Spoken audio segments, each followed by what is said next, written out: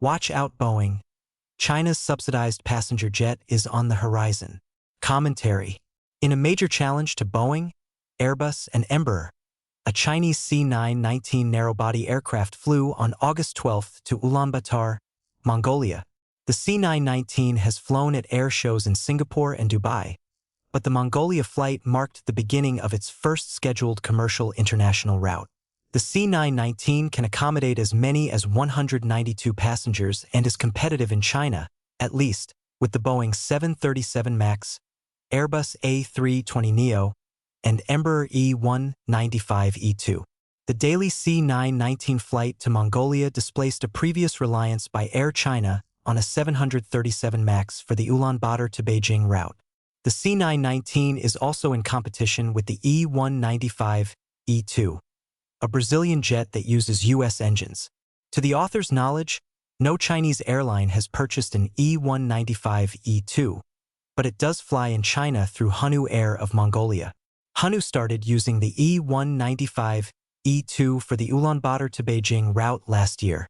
China is one of the largest global markets for passenger jets, so the C919 particularly threatens the bottom line of the world's two biggest airplane manufacturers. In 2024, China imported $8.8 billion worth of passenger jets, trailing only Ireland, the European Union, and the United States. Chinese airlines already operate dozens of C919s, and as they increase their purchases, demand for Western-manufactured jets will be subject to downward pressure.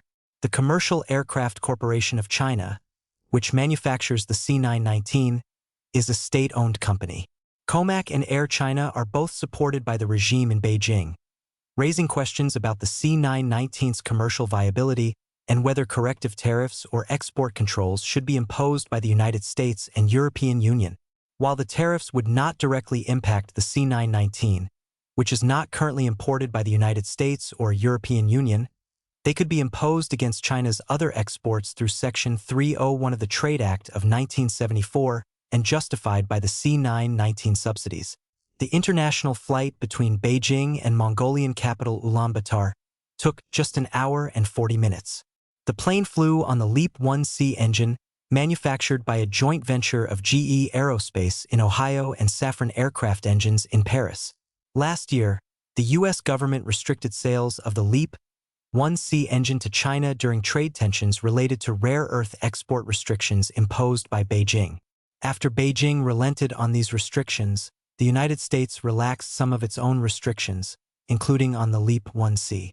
Beijing is attempting to reduce its reliance on the LEAP-1C by producing the CJ-1000A engine using China-only supply chains, but the Chinese engine is not yet ready for mass production.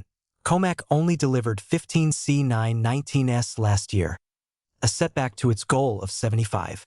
Compare that to the dozens of competing narrow-bodies produced monthly by each of Boeing and Airbus. However, the C919 does demonstrate China's ability to fully integrate the necessary parts and supply chains to produce passenger jets capable of flying internationally. If C919 manufacturing can be scaled and produced more inexpensively than its Boeing and Airbus counterparts, including through further subsidies, then the plane is positioned to take increasing market share of short international flights between China, Southeast Asian countries, Central Asia, and South Asia.